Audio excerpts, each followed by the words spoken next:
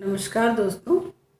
जैसा कि मेरे पिछले वीडियो में आपने भारतीय इतिहास को जानने के स्रोतों के बारे में जानकारी मैंने दी थी, आपको अच्छी भी लगी। तो वो पुरातात्विक जानकारी जिनमें मुद्राएं, विदेशियों के विवरण, अभिलेख आदि आते हैं, पार्ट 1 जिसको हम कहते हैं, उसके बारे में हमने जानकारी दी। और मैंने बात की थी कि ये जानने के स्रोत इतने बड़े हैं कि पार्ट 2 और पार्ट 3 भी बनाना पड़ सकता है। तो आज मैं धार्मिक साहित्य के बारे में बात करूँगी। इसके भी 2 पार्ट हैं, लगभग 2 पार्ट हैं। जैसे कि एक धार्मिक साहित्य जो पूर्ण रूप से धार्मिक है, दूसरा धर्मेतर साहित्य, धर्म से इतर थोड़ी सी बातें होती हैं उनमें, धर्मेतर साहित्य जिनको कहते हैं, जिसमें नीति शास्त्र, चाणक्य का अर्थशास्त्र, गार्गी संहिता, ये सब आते हैं, उनके बारे में बात करेंगे। तो धार्मिक साहित्य में सबसे पहले क्या आता है? वेद आता है, वेदांग आता है, महाकाव्य, पुराण, आरण्यक, जो हमारे प्राचीन ऋषि मुनियों ने रचे थे, उनको हम धार्मिक साहित्य के अंतर्गत रहते हैं। इनसे हमें उस समय के भारत में क्या सामाजिक व्यवस्था थी, क्या धार्मिक व्यवस्था थी, क्या दर्शन था, इन सब बातों के बारे में जानकारी मिलती है। तो सबसे पहले हम वेदों के बारे में बताते हैं कि वेद जो है ये हमारे सबसे प्राचीन भी कह सकते हैं और प्रथम साहित्य कह सकते हैं। कि वेद जो हैं ये हमारे 4 वेद हैं, ऋग्वेद, यजुर्वेद, सामवेद और अथर्ववेद। ये वेद जो है, ऋग्वेद, इनका जो समय है वो 1500 से 1000 ईसा पूर्व, 1500 से 1000 ईसा पूर्व में लिखे गए। और इसमें सबसे पहले ऋग्वेद में 1028 सूक्त थे, जो बाद में जाके 10,552 सूत्र हुए। यानी कि जो भी ऋषि आया उसने अपने अपने स्तर से अपनी अपनी बातें इनमें आगे श्लोकों के रूप में बढ़ाते चले गए। लेकिन जो सबसे हमारा पूर्व में था, प्राचीन जो था, 1028 सूक्त थे उस समय। और इसमें ऋग्वेद में ज़्यादातर जो यज्ञ के समय यज्ञ होते थे, उसमें देवताओं की जो स्तुति की जाती थी, वो उन श्लोकों का वर्णन, कि यज्ञ में किन किन देवताओं को आहुति दी जाती थी, और उनको श्लोकों के माध्यम से बताया गया। दूसरा दोस्तों सामवेद है। सामवेद ये 1000 से 800 ईसा पूर्व के बारे में, ये 1000 से 800 ईसा पूर्व में रचे गए थे। और इसके भी 2 भाग हैं, एक पहला आर्चिक और दूसरा गान। आर्चिक यानी कि अर्चना संबंधी, यानी पूजा संबंधी। दूसरा उन श्लोकों को गाने के रूप में कैसे गाया जाए ये बताया गया है, किस तरह से, यानी कि सामवेद में गाए जाने वाले मंत्रों के बारे में जानकारी दी गई है। इसमें 75 मौलिक है, और बाद में इसको भी काफ़ी बढ़ा दिया, जैसे जैसे ऋषि आते गए उन्होंने बढ़ाया। तो अब 1550 इसमें श्लोक हैं जो गाए भी जा सकते हैं, जो वंदनीय यानी वंदना के रूप में, आर्चिक यानी कि अर्चना वंदना के रूप में गाए जाने वाले मंत्र विशेष कर याद रखिएगा। और इसमें सिर्फ 75 ही मौलिक हैं, बाकी बाद में बढ़ाए गए। तीसरा दोस्तों यजुर्वेद आता है, जो 1000 से 700 ईसा पूर्व में रचा गया। और इसमें यज्ञों के विधि विधान के बारे में जानकारी दी गई है, कि किस प्रकार वेदी बनानी है, क्या करना है, वो सब जानकारी दी गई। और पूजा किस तरह से करनी है, क्या उसमें नियम है, यजुर्वेद में इन बातों के बारे में जानकारी दी गई है। चौथा अथर्ववेद, ये 1000 से 600 ईसा पूर्व में रचे गए, जिसमें जो 5839 श्लोक हैं, जो इसमें सामान्य जीवन से संबंधित मंत्र दिए गए हैं। और बाद में इन 4 वेदों की व्याख्या के लिए ब्राह्मण ग्रंथ रचे गए हैं। मैं यानी कह सकते हैं कि इन वेदों में जो कुछ श्लोक लिखे गए उनको इलेबोरेट करने के लिए, यानी व्याख्या करने के लिए, जन जीवन को समझाने के लिए बाद में जो ग्रंथ रचे गए हैं उनको हम ब्राह्मण ग्रंथ कहते हैं। दोस्तों, सबसे पहले साथ में ये भी बता दें कि ऋग्वेद में 10 मंडल है। 10 मंडल में से पहले 9 मंडल होते थे और उस समय 3 वर्ण होते थे। सिर्फ ब्राह्मण, क्षत्रिय और वैश्य वर्ण के बारे में ही जानकारी होती थी। चौथा 10वें मंडल में पहली बार शूद्र वर्ण का उल्लेख आया है। इसका मतलब है कि ये लोगों ने बाद में इसमें डाले हैं।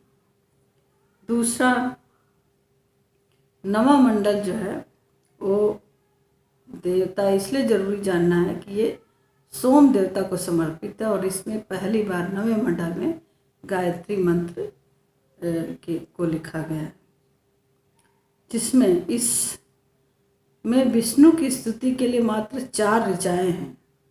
आप ऋग्वेद के 10वें मंडल में की बात करें, पूरे 10 मंडल की बात करें तो कहीं भी विष्णु से संबंधित ज़्यादा लाइनें नहीं लिखी गई हैं, सिर्फ 4 ऋचाएँ लिखी गई हैं और 2 से 7 मंडल तो प्रमाणिक हैं, जो कि होत्र ऋषियों द्वारा लिखा गया है। यानी कि इनको लिखने वाले जो ऋषि थे उनको होत्र कहा गया है और शेष जो है बाद में प्रक्षिप्त यानी कि जोड़े गए हैं।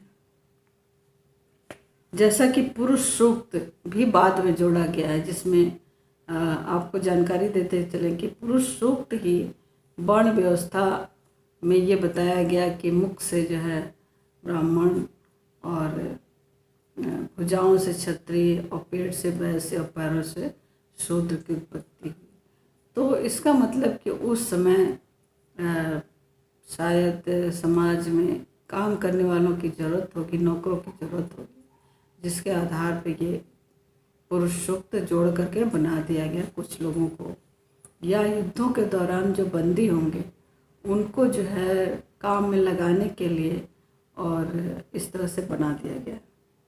लेकिन ये भी पुरुष सूक्त भी 10वें मंडल में ही आया है और इस 10वें मंडल में ही पहली बार शूद्रों का उल्लेख किया गया है।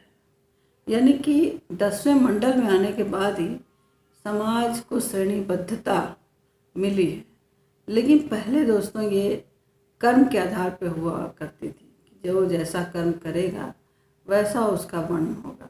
लेकिन उत्तर वैदिक काल यानी वैदिक काल के बाद जो उत्तर वैदिक काल होता है वहाँ पे आने के बाद फिर ये जन्मना हो गया। यानी कि शूद्र के वर्ण में जो जन्म लेगा वो हमेशा शूद्र ही रहेगा। यानी कि ये बंद हो गया, यानी कि बदलाव खत्म हो गया। यानी कि राजा का बेटा राजा ही रहेगा और क्षत्रिय का बेटा क्षत्रिय रहेगा, वैश्य का बेटा वैश्य और शूद्र का शूद्र रहेगा। तो इससे ये पता चलता है कि सामाजिक व्यवस्था फिर निचले स्तर पर जाने लगी थी उस समय। दोस्तों, ये बताया कि यजुर्वेद में जो है, यजुर्वेद के जो रचयिता थे वो अधर्यु उनको कहते हैं, या फिर उद्धता कहते हैं, अधर्यु। और ब्रह्मा जो होते थे वो यज्ञ के निरीक्षणकर्ता को, यज्ञ ठीक प्रकार से चल रहा है या नहीं, उसका विधि विधान ठीक से हो रहा है कि नहीं हो रहा, जो उसका निरीक्षण करता था वो ब्रह्मा कहलाते थे। यानी कि ब्रह्मा एक पद होता था, ना कि कोई व्यक्ति होता था। तो इस तरह से धार्मिक साहित्य में अब हम आगे बढ़ते हैं। फिर इनके वेदों की व्याख्या करने के लिए ब्राह्मण ग्रंथ रचे गए। तो इस तरह से जैसे ऋग्वेद का जो फेमस, वैसे तो बहुत सारे हैं, पर ऋग्वेद का ब्राह्मण ग्रंथ ऐतरेय ब्राह्मण और कौशिकी ब्राह्मण, यजुर्वेद का शतपथ ब्राह्मण, वार्ष्णेय और तैत्तिरीय ब्राह्मण, सामवेद के लिए पंचविश ब्राह्मण लिखा गया और अथर्ववेद की व्याख्या के लिए गोपथ ब्राह्मण लिखा गया। इसके बाद आरण्यक आते हैं। अरण्य माने जंगल, यानी कि उस समय जंगलों में ऋषि लोग रहा करते थे। उस समय जो भी उन्होंने लिखा उसको आरण्यक हम कहते हैं।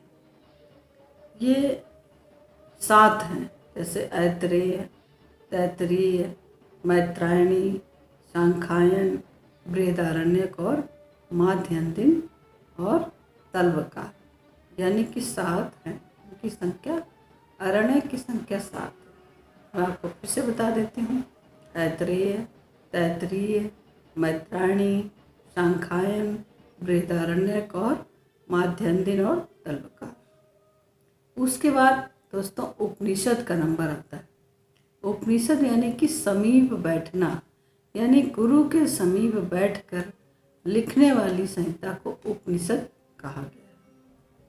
इसमें भारतीय दर्शन का मूल है। इसमें आत्मा, परमात्मा, जीवन, सृष्टि किसने रची, इन सब बातों के बारे में, यानी कि दार्शनिक और रहस्यात्मक बातें इसमें की गई, यानी कि आम जीवन से थोड़ा सा हट के पारलौकिक बातें की गई। इनकी उपनिषदों की संख्या 108 है दोस्तों, पर उसमें से केवल 12 ही मुख्य माने गए हैं और उनका ही जिक्र आता है। 108 तो बहुत है, लेकिन उसमें से 12 खास हैं जो कि आपके एग्जाम में इन्हीं के विषय में जानकारी आती है। जैसे कि पहला ईशावास्य, दूसरा केन उपनिषद, कठ उपनिषद, मुंडक उपनिषद, मांडुक्य उपनिषद, ऐतरेय उपनिषद, तैत्तिरीय उपनिषद, श्वेताश्वर, छांदोग्य, बृहदारण्यक और कौशितकी, और 12वां प्रश्न उपनिषद है। उपनिषद वैदिक साहित्य का अंतिम भाग है, इसलिए इसको वेदांग कहा। वेदांग यानी वेदों का अंत का समय, मतलब वेदों का इस समय, ये इसको वेदांग कहा। फिर वेदांग ही 6 प्रकार के, इसमें 6 प्रकार के हैं। जैसे शिक्षा जो है वेदों की नासिका मानी गई है, यानी कि वेदांग में आते आते वेदों को एक पुरुष की संज्ञा दी गई है कि वेद अब एक लिखित किताब नहीं है बल्कि एक व्यक्ति है। जैसे उसमें उसका जो अंग है शिक्षा को वेद की नासिका मानी गई। कल्प वेद का हाथ है, व्याकरण वेद का मुख है, निरुक्त वेद का स्रोत है यानी कि कान, छंद वेद का पैर और ज्योतिष वेद के हाथ माने गए। यानी कि वेदांग क्या है? शिक्षा, कल्प, व्याकरण, निरुक्त, छंद और ज्योतिष, इस तरह से। अब दोस्तों आते हैं, इसके आगे बढ़ते हैं कि इनके भी जो कल्प या कला सूत्र, ये 8वीं शताब्दी में इनकी रचना की गई और ये भी 4 प्रकार के हैं, यानी कल्प भी 4 प्रकार के हैं। जैसे श्रौत सूत्र यानी श्रौत सूत्र में यज्ञ संबंधी नियम दिए गए हैं। और जैसे इसमें आखलायन, सांख्यायन, कात्यायन, बोधायन, आपस्तंभ, पैखानस, जैमिनी है।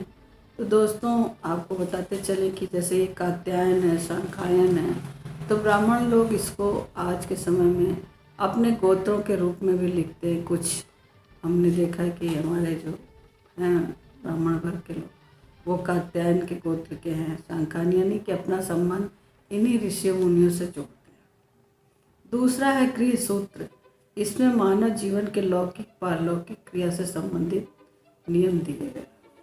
गृह सूत्र में मानव जीवन से, वैसे तो आप कंफ्यूज हो सकते हैं कि गृह माने घर, यानी घर से संबंधित होगा, लेकिन इसमें लौकिक पारलौकिक बातों की, नियमों की जानकारी दी गई। इनमें प्रमुख सूत्र हैं भारद्वाज, मानव, काठक, कोभिल और जैमिनी।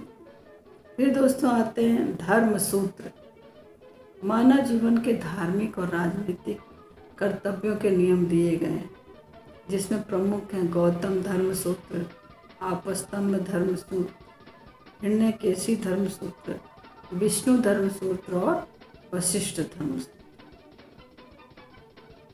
चौथा है शूल्व सूत्र, इसमें शूल्व सूत्र यानी डोरी, इसको कहते हैं डोरी यानी कि नापने की डोरी। शूल्व सूत्र डोरी, नापने की डोरी जिसको कहते हैं। इसमें यज्ञों में वेदियाँ, मंडप, आदि बनाने की विधियाँ, कैसे इनकी नाप वगैरह दी गई है, इनमें भी बौधायन, कात्यायन, आपस्तंभ प्रमुख है। उसके बाद वेदों के बाद उपवेद रचे गए, यानी वेदों के भी जैसे ब्राह्मण ग्रंथ रखे गए उसी तरह उपवेद रखे गए। जैसे उपवेद ऋग्वेद का आयुर्वेद उपवेद है, यजुर्वेद का धनुर्वेद उपवेद है, सामवेद का गंधर्व वेद उपवेद है और अथर्ववेद का उपवेद शिल्प वेद है, शिल्प वेद। तो ये शिल्प वेद है। और दोस्तों कहीं कहीं महाभारत को भी 5वां वेद माना गया। सबसे इसमें आपको बता दें कि ऋग्वेद का वाचन ज्ञान केवल होत्र ऋषियों द्वारा ही गाया जाता है और इसकी भी 5 शाखाएं हैं, जैसे शाकल, वाष्कल, आश्वलायन, शंखायन, मांडक्य। हालांकि ये चैप्टर बहुत बड़ा है, लेकिन इसमें 1-2 क्वेश्चन आते हैं। इसमें धार्मिक साहित्य में से ज़्यादा से ज़्यादा 2 या 3 क्वेश्चन आ जाते हैं। उसके बाद आता है खट दर्शन। खट दर्शन, इसमें भी खट दर्शन में जैसे आपका क्वेश्चन आ जाता है कि खट दर्शन कितने हैं, तो ये 6 हैं। फिर स्मृतियों का नंबर आता है, जैसे मनुस्मृति आपने सबसे ज़्यादा चर्चित नाम सुना होगा, जो कुछ लोग हमेशा मनुवादी या मनुस्मृति कहते हैं कि जो मनु ने रचा था। तो मनु भी 24 मनु हुए हैं, एक के बाद एक। उन लोगों ने अपने अपने विचार, अपने अपने न्याय विधान समाज में बनाए, जिनको हम स्मृतियों के रूप में जानते हैं। तो सबसे पहले हम बताते हैं खट दर्शन क्या है। जैसे न्याय, वैशेषिक, सांख्य, योग, पूर्व मीमांसा और उत्तर मीमांसा। देखिए योग भी खट दर्शन में आते हैं। तो अगर कोई पूछ ले कि योग किस में आता है, तो आप खट दर्शन में बताएंगे। तो इसमें न्याय, वैशेषिक, सांख्य, पूर्व मीमांसा, उत्तर मीमांसा, इच्छा। जो स्मृतियाँ हैं जिनको भी हम धर्मशास्त्र ही कहते हैं, क्योंकि स्मृतियों में भी धर्म से संबंधित नियम बताए गए हैं और इनकी रचना ज़्यादातर पद्य में की गई है। सबसे बड़ी बात है पद्य में की गई है, जो 200 ईसा पूर्व से 9वीं शताब्दी के बीच लगातार चलती रही है। जैसा कि हमने बताया कि 24 मनु हुए हैं। जो सबसे फेमस मनुस्मृति का नाम जो राजनीतिक धार्मिक लोग ज़्यादा लेते हैं, वो सबसे पहले शुंग काल में, पुष्यमित्र शुंग के काल में रची गई, जो 200 ईसा पूर्व से 200 ईस्वी के बीच में रची गई। फिर आती है उसे याज्ञवल्क्य स्मृति, इसका भी नाम बार बार लिया जाता है। ये 100 ईस्वी से 300 ईस्वी के बीच रचा गया, जो कि उस समय कुषाणों का और सातवाहन वंश के शासकों का राज्य था इंडिया में, यानी कि भारत में हमारे। फिर आती है नारद स्मृति, ये 300 से 400 ईस्वी में आता। सबसे बड़ी बात है कि ये गुप्त काल में रची गई। फिर आता है पराशर स्मृति, ये भी गुप्त काल में 300 से 500 ईसा के बीच में रची गई है। 300 ईस्वी से 500 ईस्वी के बीच में पराशर स्मृति। बृहस्पति स्मृति भी गुप्त काल के बीच में ही रची गई है। फिर कात्यायन स्मृति भी गुप्त काल में ही रची गई, यानी कि 400 से 600 ईस्वी के बीच में। सबसे बड़ी बात है कि जब से सबसे पहले शुंग, पुष्यमित्र शुंग के काल में मनुस्मृति रची गई, आप याद रखें। केवल याज्ञवल्क्य स्मृति जो है कुषाण और सातवाहन काल में रची गई, बाकी सारे के सारे गुप्त काल में रची गई। गुप्तों का सबसे पहला राजा श्रीगुप्त था, यानी कि उसके पहले कह सकते हैं कि छोटे छोटे राजा होते थे, लेकिन वो महाराज नहीं बन पाए थे। तो श्रीगुप्त ही पहला शासक था जिसको कि महाराज की उपाधि मिली, और उसके बाद उसका पुत्र घटोत्कच हुआ, लेकिन घटोत्कच ने अपने नाम में गुप्त नहीं जोड़ा था।